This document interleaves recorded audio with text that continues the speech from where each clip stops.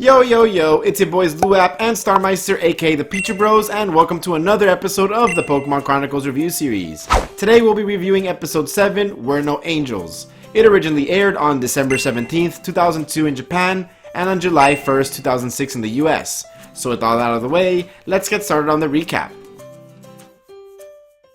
The episode begins with an evil scientist plotting his attack against a random village by sending a robot to attack it. One of the villagers named Kate prays that the angels will come to save them, and in perfect title card fashion, Meowth explains that they aren't angels, and Team Rocket comes in after the blastoff. They explain that this blastoff was caused by Tailo, so basically it happened right after Ash caught his Tailo in Hoenn. Team Rocket explains to the townspeople that they aren't angels, but in fact evil. With the townspeople still thinking that they're heroes, Team Rocket decides to destroy the robot that they think is there to protect the village.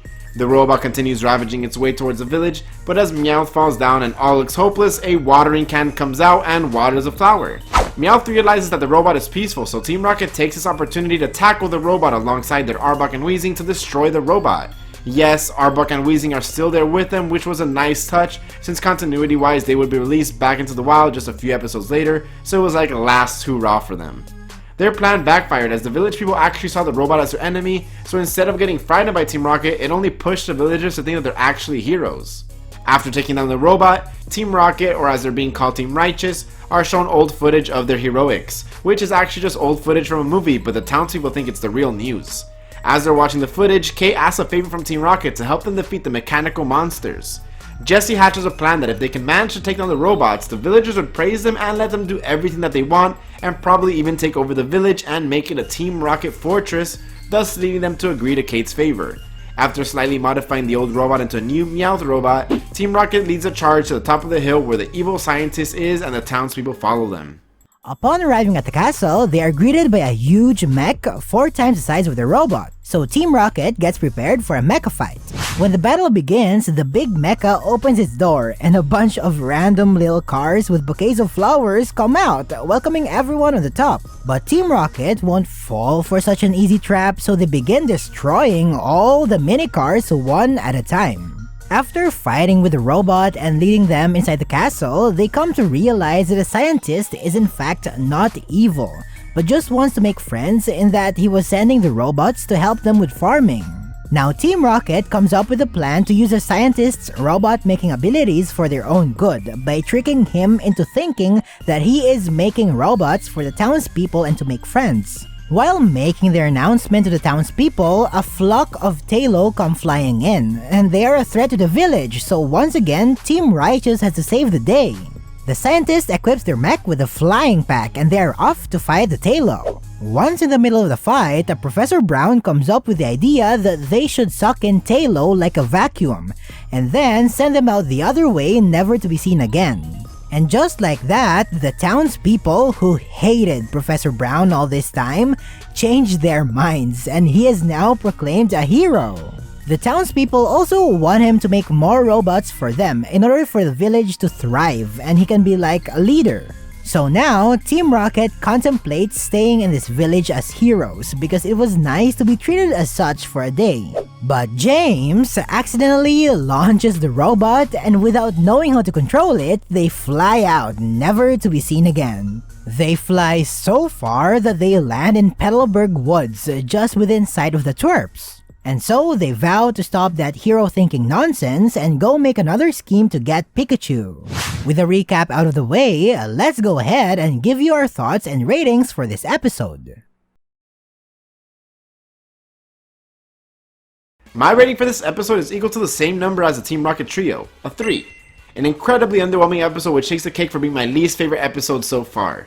The problem with this episode, which I'm sure Starmeister and even you guys can agree with, is that I was waiting for something epic to happen in the next scene, but it just never did. I totally love the fact that this was a Team Rocket focused episode, and getting development on them is always an amazing treat because I genuinely do love their characters, but this was just plain old boring. It had a few bright spots as always, the comedy being one of them, with Meowth and James specifically being highlights. Professor Brown was such a unique character of the day. Yeah, I think unique perfectly describes him. His inventions were cute, and the fact that he was making robots to help the townspeople despite being hated and getting them destroyed over and over was so wholesome. However, I hated the fact that the townspeople hated this guy so much and continuously destroyed his inventions just to do a complete 180 after one event. It was such a cop-out and a way to fix a problem of the day in such a letdown of a way, like, I genuinely believe that it was a joke. There was a cool game continuity when they showed the professor moving into the house, and there were two macho helping him move a box in the background, a clear reference to Ruby and Sapphire, which were the most recent games at the time of the episode's release. It was so cool to see Team Rocket blast off at the end of the episode, and show up right next to Ash and gang, continuing off where they were last and picking up the continuity for the next episode. I'm aware that there are more episodes focusing on Team Rocket and Chronicles, and I genuinely hope that they're better than this episode. In fact, I'd be genuinely surprised if they weren't. As a Team Rocket fan, this one was a huge letdown, and I hope that we're able to see them thrive in a future episode. My rating for this episode is a 2 out of 10. As much as I adore Team Rocket, this episode didn't give justice to their characters at all. The episode started out below average, it was pretty boring but not the worst. And as the episode kept going, it just became worse and worse. They kinda tried to mimic the Meowth Rules episode in the Orange Islands, but unlike that, this episode never gave us any type of banger nor character building moments. Like, it was cool to see James find some sort of love interest, but the accidental way of ending that mini plot didn't give a proper closure to his and Kate's relationship. I mean, compared to the XY episode where Jessie fell in love, that had a great closure for Jessie to realize what truly is important for her. This episode tried to be funny and wrapping things up that it sacrificed good writing. And worse is that it wasn't even funny. Another bad point was how they handled Professor Brown's character growth in the episode, if you even call that a growth. The village people hated him with a passion, but after just one act of goodwill, everyone immediately trusted him and treated him like a hero? To me, that's totally unrealistic. And don't get me started with how they finished the Talos scenes. I remember myself being like, oh, so Professor Brown captured the Talos, can't wait for what happens next. Is Team Rocket gonna pull something off? Wait, what? It's done? Are you kidding me?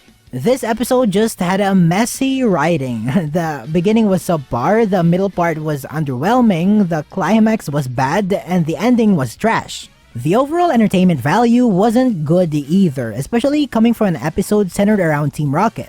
Don't get me wrong, I still enjoyed some parts like when James wanted to stay with Kate and seeing Arbok and Weezing a few moments before their release and some funny one-liners. But in my opinion, this episode failed to tick most of the boxes on what makes a good episode, which is why I gave it a 2 out of 10. So yeah, that was our review and recap for episode 7 of Pokemon Chronicles We're No Angels. If you enjoyed this video, then I highly suggest you subscribe to both our channels, links are found in the description below.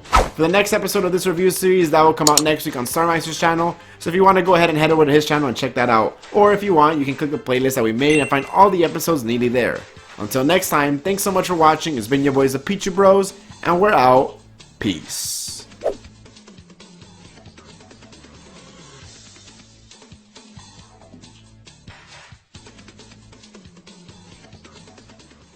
I hope they enjoy it. A stomach portal. Not good. Be ready for some kind of attack. Welcome, welcome, welcome.